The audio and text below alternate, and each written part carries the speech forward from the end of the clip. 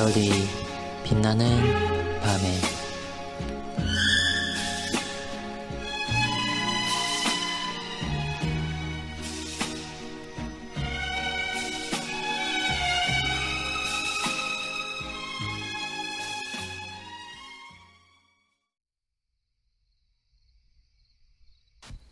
(49문에서 50문까지는 56일차를 참고해 주시기 바랍니다.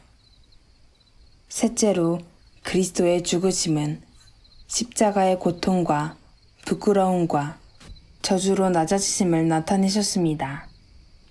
이제 그리스도의 고통은 채찍과 희롱과 창과 칼, 그리고 가시면류관으로 가시적 고통으로 가해졌습니다. 이는 그의 인성이 견딜 수 있는 극한의 고통으로 내몬 것입니다. 그러나 그것은 죽음의 공포와 하나님의 진노의 두려움에 비하면 도리어 가벼운 것에 지나지 않습니다. 겟세마네에서 기도하실 때 그리스도는 자신이 마셔야 할 죽음의 잔을 가능하다면 옮겨달라고 기도하셨을 정도로 고통스러워하셨습니다. 십자가 형벌은 가장 잔혹한 죽음의 방식이었습니다. 인간의 육체가 견딜 수 있는 가장 극한 고통을 맛봐야 했을 뿐만 아니라 그 형벌은 모욕과 부끄러움을 동반한 것이었습니다. 갈라디아서는 말합니다. 기록된 바 나무에 달린 자마다 저주 아래에 있는 자라. 그러나 그리스도는 아직 더 낮아지실 필요가 있었습니다. 마지막으로 넷째로 그리스도는 장사되시어 사흘 동안 죽음의 권세 아래 계심으로 낮아지심을 나타내셨습니다. 이 항목은 비교적 간략히 서술하겠습니다. 십자가 형벌로 죽으신 그리스도에 대해서는 이사야 53장에 예언된 말씀의 성취로서 이미 잘 나타나 있습니다. 예언의 성취뿐만 아니라 그리스도의 죽음과 장사는 그것이 일종의 허구적으로 만들어낸 전설이 아니라는 것을 확실히 해주고 있습니다. 여기서 주목하려는 것은 3일 동안 죽음의 권세 아래 계신 그리스도께서 지옥에 내려가셨다고 고백한 사도 신조의 내용에 대한 것입니다. 우리가 고백하는 신조에는 이 구절이 빠져 있지만 원래는 장사되어 지옥에 내려가신 후 사흘 만에 죽은 자 가운데서로 나옵니다. 사도 신조에도 처음부터 나온 것은 아니고 5세기경부터 발견되는 내용입니다. 문제는 문구 자체가 아니라 이것을 어떻게 해석하느냐에 대한 것입니다. 이단 로마 카톨릭과 루터파는 그리스도께서 장수적인 지역 개념으로 지옥에 내려갔다고 주장한다는 것입니다.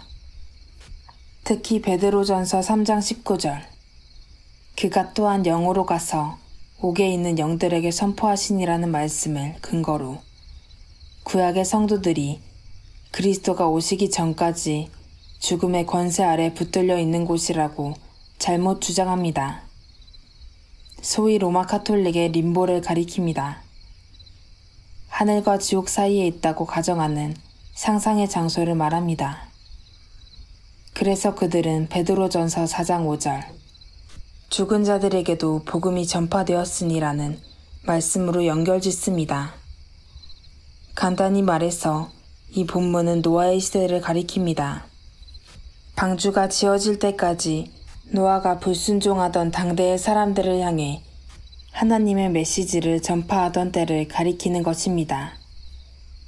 그리스도께서 십자가에서 회개한 한편 강도에게 하신 말씀 오늘 내가 나와 함께 낙원에 있으리니는 믿음으로 죽은 자가 낙원으로 표현된 하느님 나라 외에 다른 곳에 가지 않게 될 것임을 친히 밝혀주신 것입니다.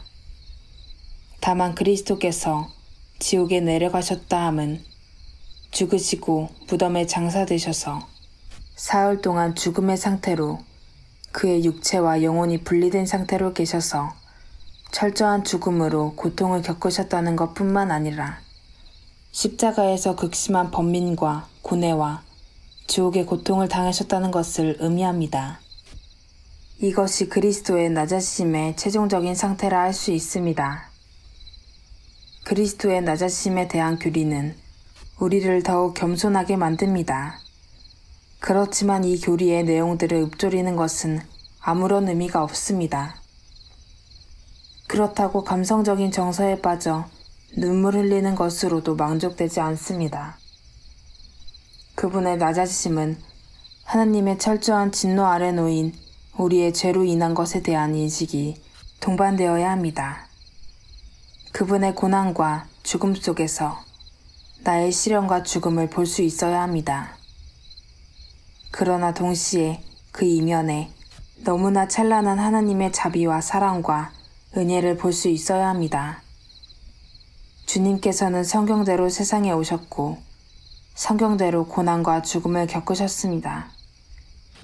따라서 우리의 이성도 우리의 감성도 모두 성경 위에서 발현될 때 보다 안전하고 풍성하게 나타날 것을 기대하며 살 수 있습니다.